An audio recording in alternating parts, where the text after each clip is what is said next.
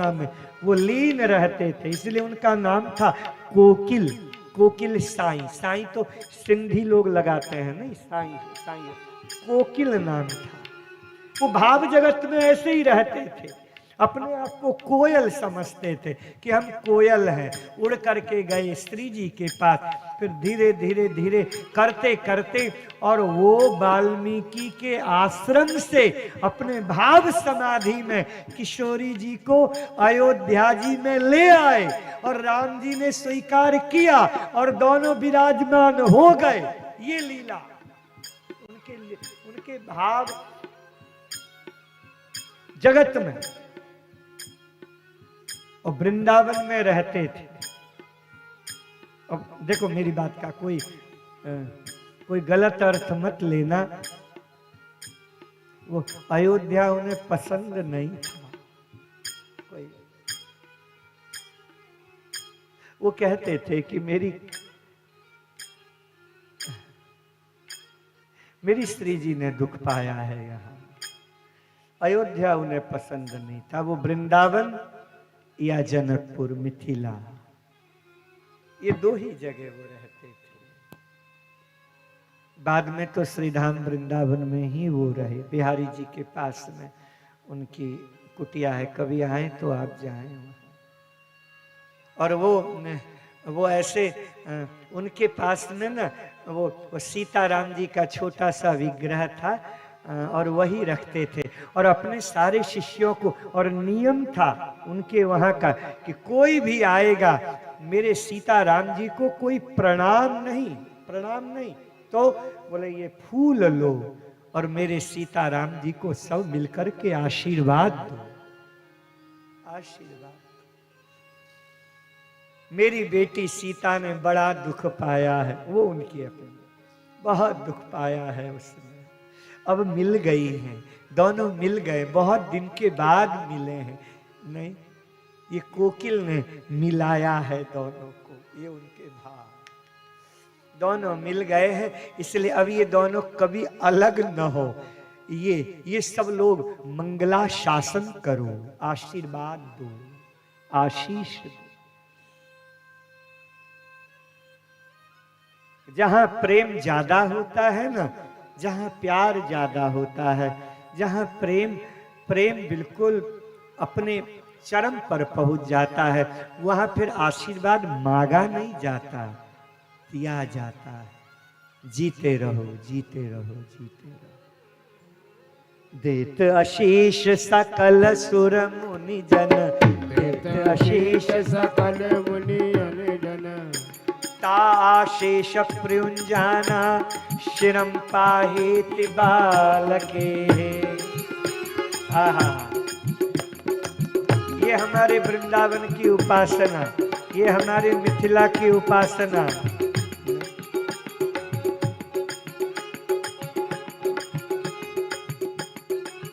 ऐसे ही तुम प्यारे बने रहो हमारे, ऐसे ही दुलारे बने रहो हमारे।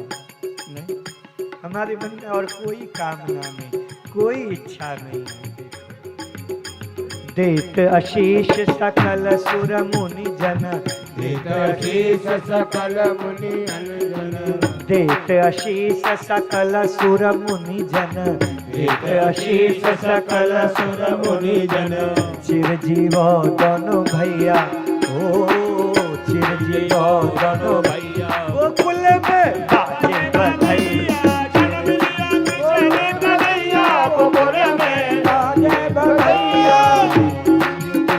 कन्हैया गोकुल में बाजे बधैया, जन्मियो कृष्ण कन्हैया गोकुल में बाजे बधैया। बाजे बधैया सखी बाजे बधैया, बाजे बधैया सखी बाजे बधैया, बाजे बधैया सखी बाजे बधैया, बाजे बधैया सखी बाजे बधैया।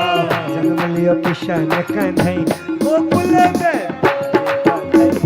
जन्म लियो कृष्ण कन्हैया गोकुल में बाजे बधैया, जन्म लियो कृष्ण कन्हैया गोकुल में बाजे बधैया, कृष्ण कन्हैया गोकुल में बाजे बधैया। जन्म लियो कृष्ण कृष्ण कन्हैया गोकुल में बाजे जन्म लिया कृष्ण कन्हैया गोकुल में बाजे बधैया बधैया बाजे बधैया बाजे बधैया बाजे बधैया बाजे बधैया बाजे बधैया बाजे बधैया बाजे बधैया जन्म लियो कृष्ण कन्हैया गोकुल में बाजे बधैया जन्म लिया कृष्ण कन्हैया गोकुल में बाजे बधैया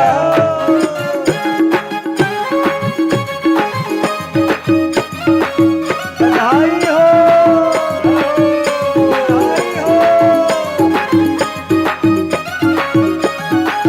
बधाई हो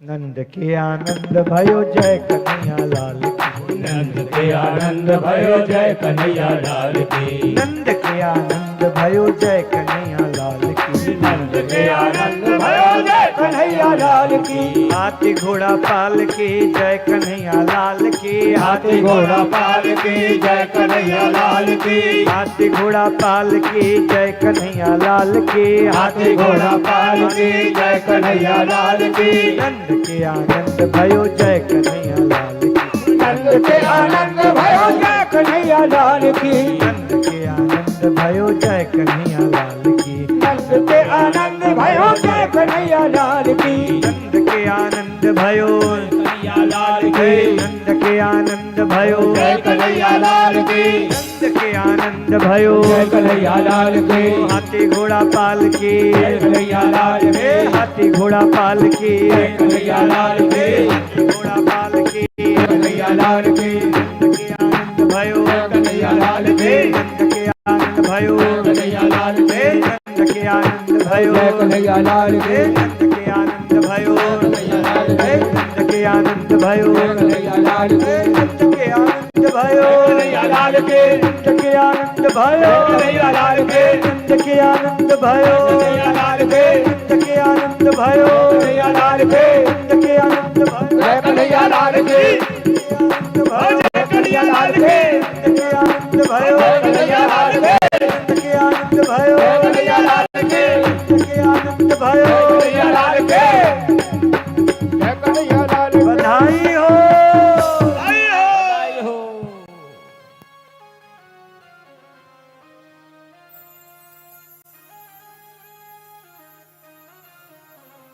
काशेष प्रयुंजन शिरम पाहि बालके। हमारे भागवत जी में लिखा है, ये जो सूचना दी ना, ये नंद जी की दो बहन थी, नंदा और सुनंदा। भागवत कथा जो है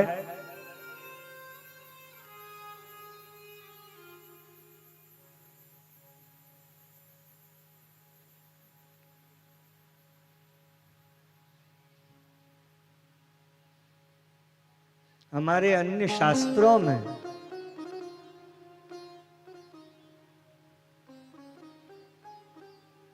हमारे ब्रजभाषा के साहित्य में नंद उत्सव का वर्णन बहुत विस्तार से है।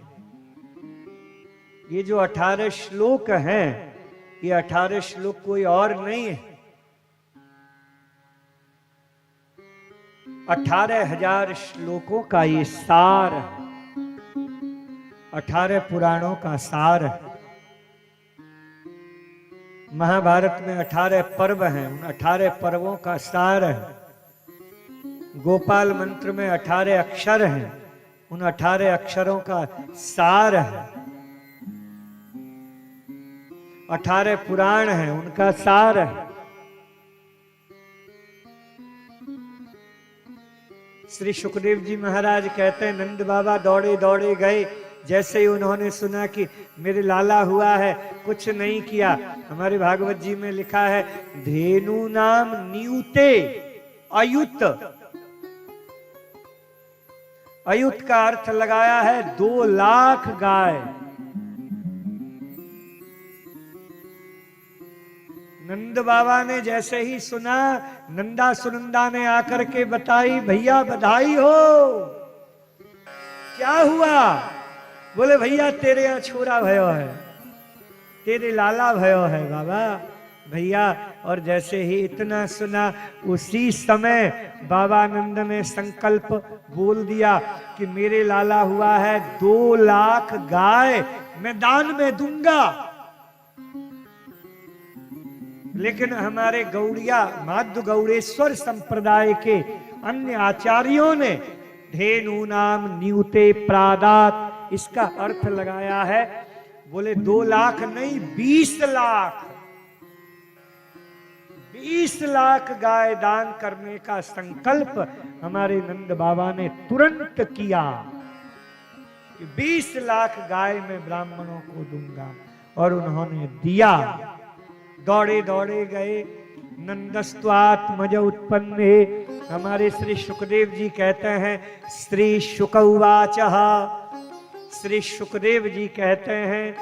तो देखो, जिसने ग्रंथ लिखा है उसकी दृष्टि से देखो तो आनंद आता है। मैंने भी कहा है ना, अब हम अपने मनमुखी से बोलें तो उसमें रस नहीं है। श्री सुखदेव जी बोले, सुखदेव जी में श्री लगा, श्री शुकउवाच तो और जगह भी है, पर यहाँ स्त्री का क्या अर्थ है? बोले यहाँ स्त्री का अर्थ ये है कि नंद उत्सव में हमारे श्री सुखदेव जी भी गए तो सज धज करके गए, स्त्री सहित गए, नहीं वो नंग धड़ंग होकर के ही नहीं गए। नहीं भाई, जब हमारे कन्हैया का जब प्राकट्य हो रहा है तो सज धज करके जाए। तो राजा परीक्षित ने कहा, बोले महाराज क्या हुआ? बोले नंदस्तु आत्मज उत्पन्ने, नंद जी के आत्मज पैदा हुआ। तो परीक्षित ने बीच में टोक दिया, महाराज जी गलत कह रहे हो गुरुदेव। कहा क्या? बोले ये नंद का आत्मज नहीं है, ये तो वसुदेव का आत्मज है। देखो, किसी के बेटे को तुम बच्चे को गोद ले लो, वो तुम्हारा पुत्र कहलाएगा, पर उसे आप आत्मज नहीं कह सकते। आत्मज तो वही है जो हमारी आत्मा से पैदा हुआ है। नहीं, तो यहां पर परीक्षित ने कहा, बोले ये यशोदा और नंद के द्वारा ये थोड़े ही प्रकट हुए हैं, ये तो वसुदेव और देवकी के द्वारा प्रकट हुए हैं, तो ये आत्मज नहीं है नंद के। आप क्यों कहते हो नंदस्त्वात्मज उत्पन्ने, कि नंद के आत्मज का प्राकट्य हुआ? ये मत कहिए, हाँ ये कहिए नंदस्तु आत्मजम मत्वा, नंद जी ने अपना आत्मज मान लिया है, आप ये कहिए। पर नंदस्तु आत्मज उत्पन्ने ये मत कहिए। तो श्री सुखदेव जी महाराज बोले, अरे राजा परीक्षित, 5 दिन है गए कथा सुनते सुनते, अभी तक तेरी इतनी बात समझ में नहीं आई क्या? बोले ये भगवान है, ये किसी का बेटा बेटी नहीं होता, जो इसे सच्चे दिल से जो मान लेता है ये उसी का वही बन जाता है। जो इसे मान ले वो उसी का। तुम बेटा मान लो, वो बेटा बन जाएगा। नहीं, तुम इसे अपना मित्र मान लो, मित्र बन जाएगा। तुम अपना प्रियतम मान लो, प्रियतम बन जाएगा। अरे भैया कुछ नहीं तो अपना दुश्मन ही मान लो। नहीं, आप इसको दुश्मन भी मानोगे ना तो भी फायदे में रहोगे, हानि तो है ही नहीं। और याद रखना, हमारा कन्हैया रिश्ता निभाना जानता है। बेटा बनाओ, कुछ भी बनाओ, नहीं बढ़िया बनाओ, अच्छा बनाओ, पक्के ढंग से बनाओ, दिल से बनाओ। हम तो अपनी भागवत में बार बार कहते रहते हैं, सबसे बढ़िया साधना है ये भजन, भजन पूजा पाठ से भी ज्यादा गहरी साधना है ये क्या? बोले ठाकुर जी से संबंध बना लो। पहले पहले जमाने में ऐसे ऐसे सद्गुरु पाए जाते थे, होते थे, आज भी हैं, जो संबंध की दीक्षा देते थे, जो संबंध बताते थे, नाम रखते थे, नहीं, नाम रखते थे। निकुंज में तुम्हारा क्या नाम होगा ये भी बताते थे। देखो, संबंध बहुत ऊंची साधना है। संबंध के बराबर और कोई साधना नहीं है। एक बार उससे मान लो बस। अच्छा बताओ, सब कुछ मानने का ही तो खेल है? नहीं भाई, 7 फेरे हुए, नहीं, 7 फेरे क्या हुए कि राती रात वो मिश्रा से झा हो गई, नहीं, वो सपने में भी कोई उसे झा कहे तो तब वो तुरंत उठ जाएगी, वो नहीं, वो मिश्रा खत्म हो गया। केवल 7 फेरे में ही क्या चमत्कार हुआ? मान लिया, यही ना, नहीं, मान लिया, बस हो गई, बात खत्म हो गई। अब वो सपने में भी वो किसी को बोल सकती है कि नहीं नहीं, मैं मिश्रा नहीं हूं, मैं झा हूं।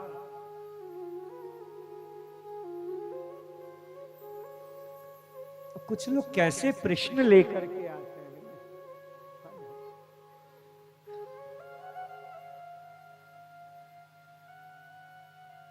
ऐसे ही मेरे साधकों, मान लो ना, सारा खेल मान्यता का ही तो है ना। आपने लगा लिया सिंदूर, नहीं तो हो गया ना, आपका गोत्र बदल गया ना, नहीं, और सिंदूर नहीं लगाते, 7 फेरे नहीं लेते, तो उसी गोत्र में रहते ना, राती रात गोत्र हो गया ना चेंज। शास्त्र भी मान्यता देते हैं, नहीं देते, शास्त्र भी मान्यता देते हैं। तुम्हारा पूरा पूरा पुनर्जन्म का पूरा खेल चेंज हो गया। देखो, तो मान लो ना, ठाकुर जी को अपना मान लो कि मेरे बस यही है, और कोई नहीं है, बस हो गया। देखो हमारे भागवत जी में कितनी बढ़िया बात लिखी। नंदस्त्वात्मज उत्पन्ने जाताल्हादो महामना। कुछ करने की जरूरत नहीं है। क्या करें? बोले बोले नंद बाबा ने माना तो नंद बाबा का ही ये हो गया, फिर वसुदेव का नहीं हुआ।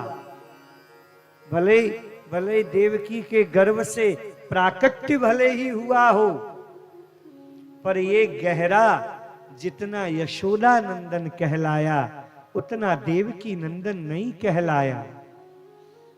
नहीं, नंद नंदन में जितना एक प्यार दिखाई देता है उतना वसुदेव नंदन में नहीं दिखाई देता। दिखाई देता तो मथुराधीश में वो रस नहीं है, द्वारिकाधीश में तो है ही नहीं। देखो, हम भाव जगत की बात बोल रहे हैं, किसी को अच्छी न लगे तो वो आपकी प्रॉब्लम है।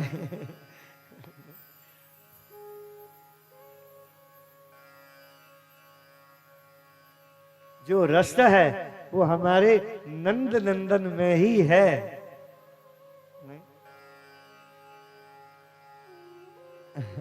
हमारे वृंदावन के संत जन कहते हैं, वैश्य कृष्ण में, बनिया कृष्ण में, वैश्य कृष्ण में जो रस है वो क्षत्रिय कृष्ण में नहीं है, वो वसुदेव नंदन में नहीं है। रस तो इसी में है, बांसुरी बजाने वाले में ही रस है। वो शंख बजाने वाले में नहीं है, सुदर्शन चक्र चलाने वाले में नहीं है। वो तो ओठों में रख कर के बांसुरी बजाए, उसी में रस है। मोर पंख धारण करने वाले में रस है। देखिए हमारे भागवत में बड़ी प्यारी बात लिखी। सारी गोपियों को कहा भयो, बोले नंद जी के लाला भयो है। और जैसे ही सुना लाला भयो लाला भयो लाला भयो, तो जितने भी ग्वाल बाल हैं उठे और भगे। कहाँ भगे? नंदालय की ओर। नहीं नहीं, नंदालय की ओर नहीं भागे। कहाँ भागे? बोले वो गए अपने अपने घर में। क्यों? बोले कपड़े अच्छे नहीं हैं, पीले पीले पीतांबरी पहन के जाएंगे। नहीं, हमारे ब्रज में ज्यादा पहनते हैं, वो क्या बोलते हैं, बगलबंदी ज्यादा पहनते हैं। आप लोग क्या बोलते हो पता नहीं, ऐसे बांटते हैं ना, बगलबंदी नहीं। कोई भी बढ़िया महाराज उत्सव हो तो बढ़िया बगलबंदी पहनी, माथे में लगाया चंदन, आंखों में लगाया काजल। आज भी हमारे ब्रज के ब्रजवासी आंखों में काजल लगाते हैं। 85 वर्ष के बूढ़े बूढ़े भी आंखों में लगाता है काजल। देखो तो खूब बढ़िया महाराज सज धज करके बिल्कुल तैयार हो करके। अब देखो हम लोगों को तैयार होने में तो कुछ लगता नहीं है, नहीं लगता है, कुछ नहीं लगता, तुरंत पहने चल दिए, नहीं, पर टाइम लगता है हमारी गोपियों को, नहीं। और गोपियां जब गई तो गोपियों ने जैसे ही सोचा क्या पहने, मुखियानी के लाला भयो है, आहा। और जो देखो भगवान श्री कृष्ण का जो प्राकट्य हुआ ना, वो कोई एक की प्रार्थना से नहीं, गोकुल के बच्चे ने मांगा कि हमारे मुखिया के लाला होना चाहिए। देखो कितना प्यार है। आपने कभी सोचा इस विषय में? कृष्ण के लिए पूरा गोकुल का हर व्यक्ति अपने गांव को छोड़ देता है, बड़ी बात नहीं है। अरे गांव को छोड़ना कोई बड़ी बात नहीं है, इससे भी बड़ी बात कि सदियों से चली आई अपने देवता को छोड़ देता है।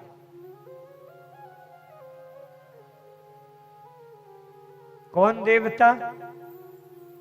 इंद्र। नहीं, ये सब गोकुलवासी इंद्र देवता की पूजा में लीन रहते थे। कृष्ण ने एक बार कहा छोड़ो इंद्र की पूजा,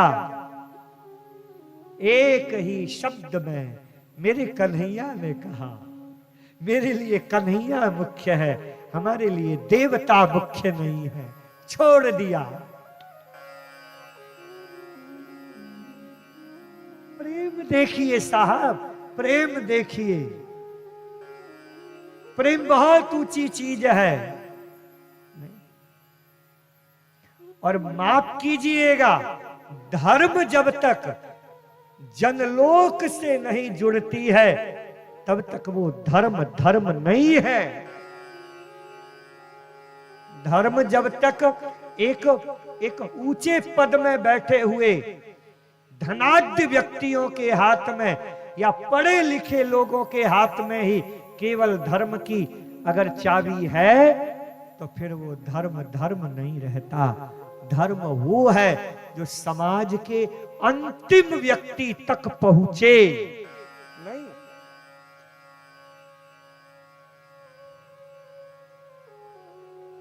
एक जनलोक तक पहुंचे। भक्ति की खूबसूरती क्या है? यही तो है। भक्ति ने जो क्रांति की वो क्यों की? इसीलिए तो की। भक्ति की क्रांति जो हुई धर्म के क्षेत्र में क्यों हुई? इसीलिए हुई कि भक्ति जन जन तक पहुंचा,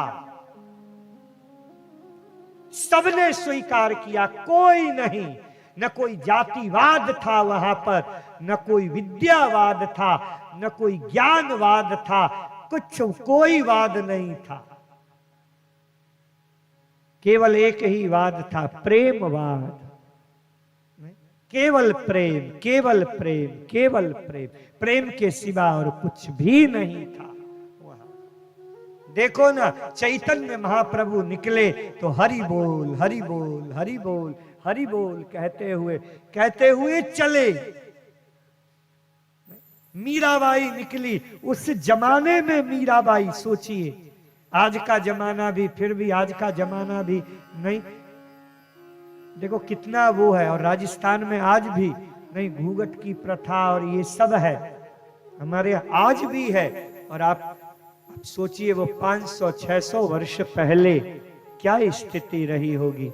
मीरा निकली तो निकली, चली तो चली, एक क्रांति तो थी नहीं, चली चली, एक विद्रोही तो था,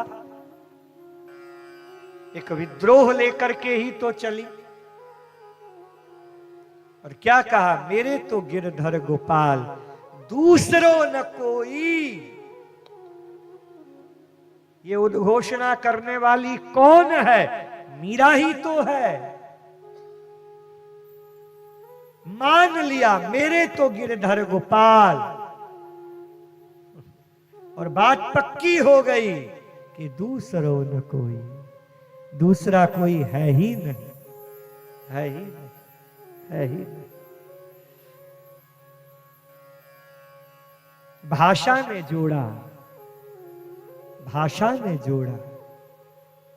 ये कथाएं क्या है? नहीं, एक लोक से जुड़ने वाली ही तो कथाएं हैं ना, कि हम लोग बड़े कितने प्रेम से गाते हैं कि महादेव आए और विद्यापति के यहां नौकर बन करके रहे। धर्म को जन के साथ जोड़ने वाली तो बात है ना ये, नहीं और क्या है? कि भगवान शंकर भी एक सामान्य के साथ में आकर के घुल मिल जाता है।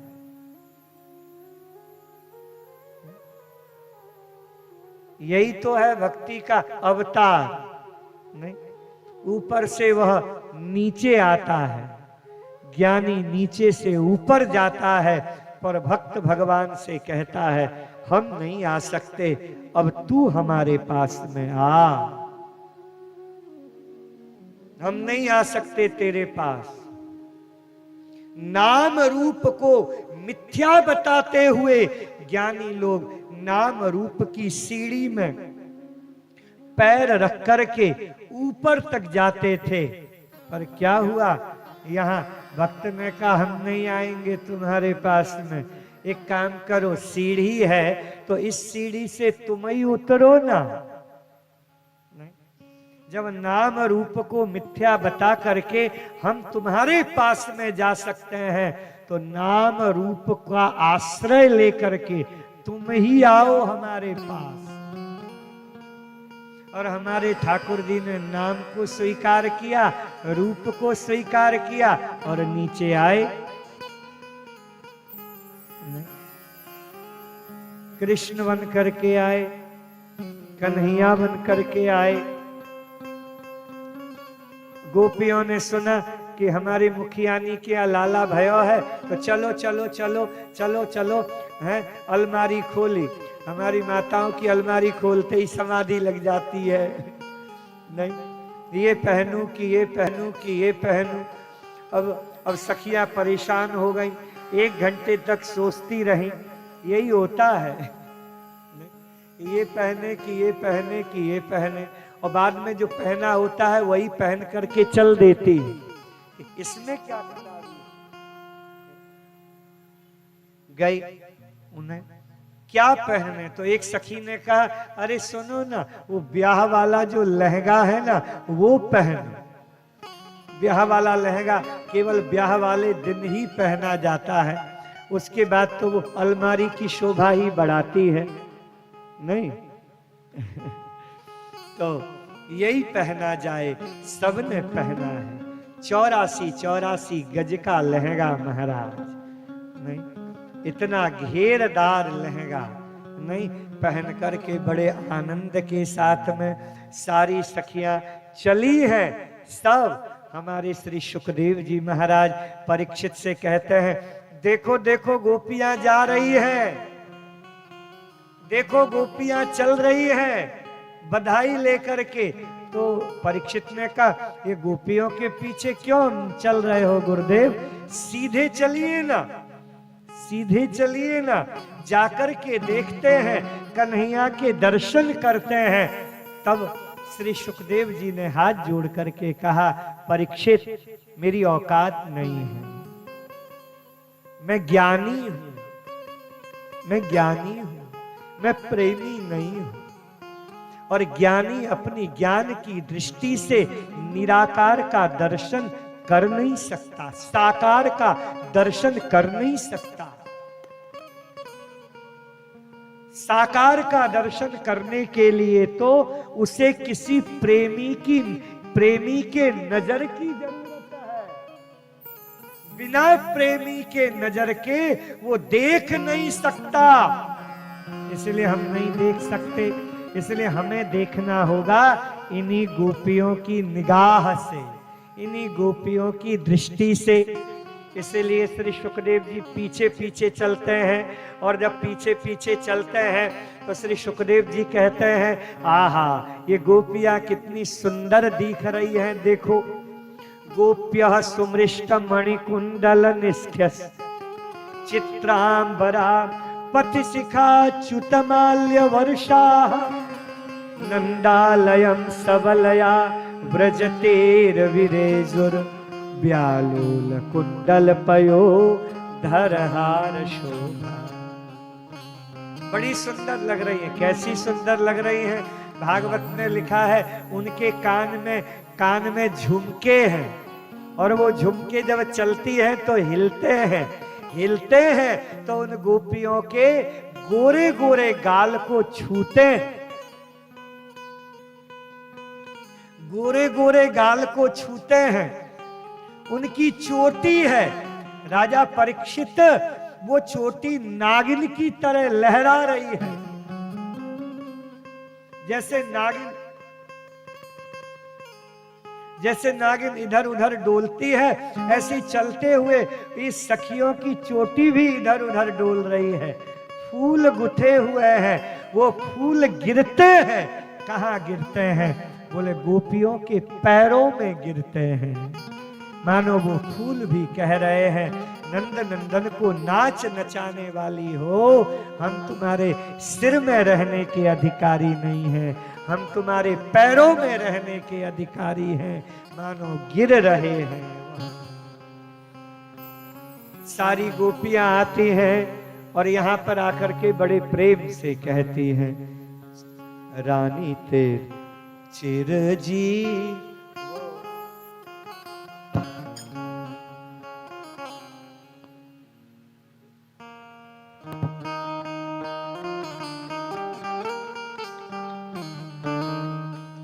नंद रानी तेरो चिरजीवो गोपाल, नंद रानी तेरो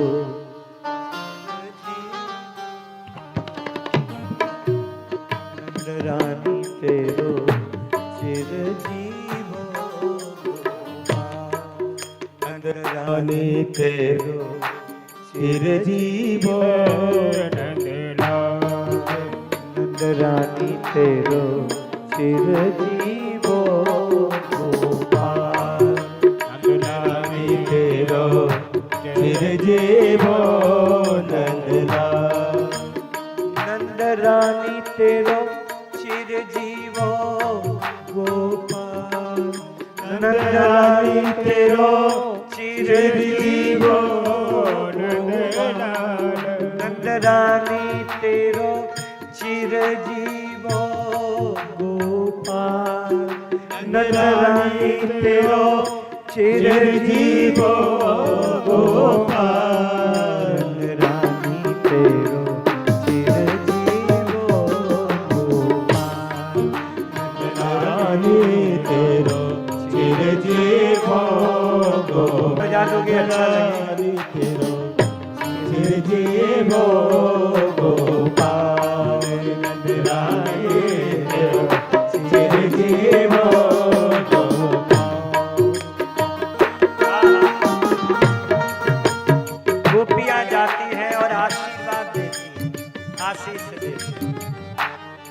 सब आशीष दो मेरे लाला को, ऐसे ही चिरजीवी रहे।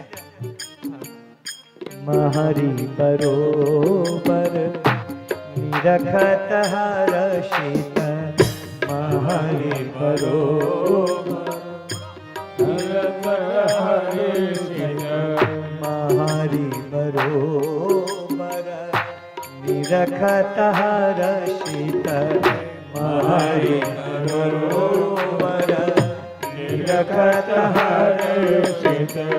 देखत श्याम तमान, देखत श्याम तमान, देखत श्याम तमान, देखत श्याम तमान।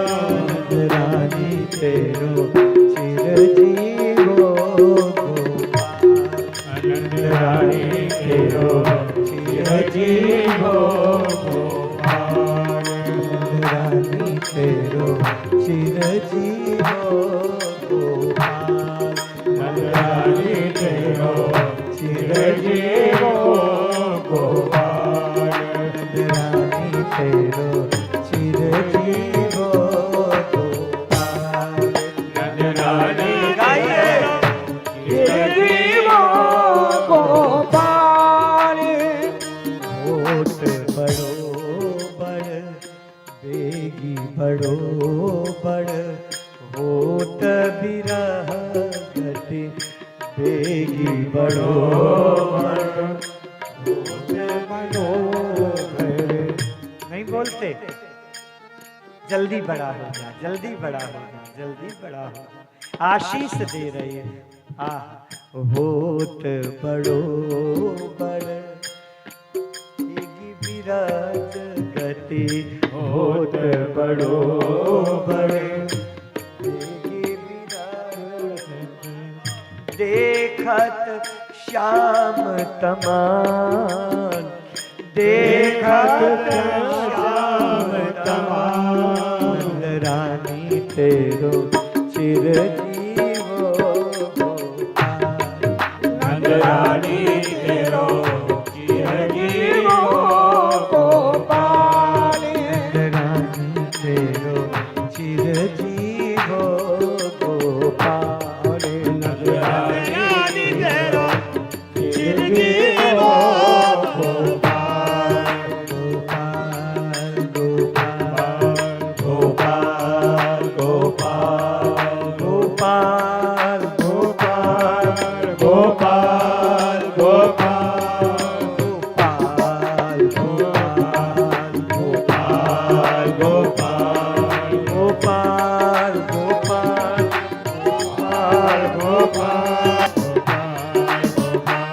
गोपाल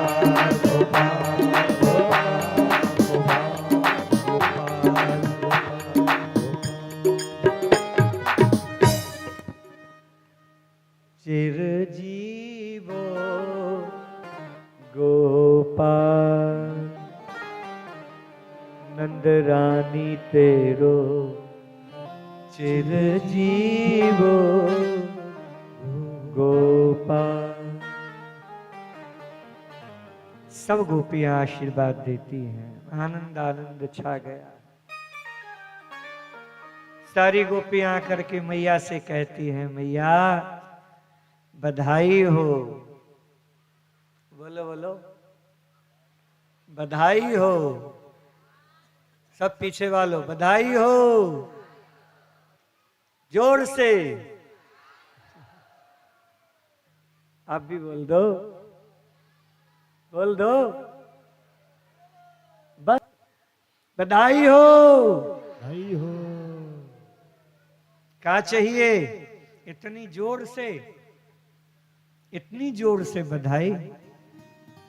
बोले मैया कछु चाहिए। कहा चाहिए? हैं?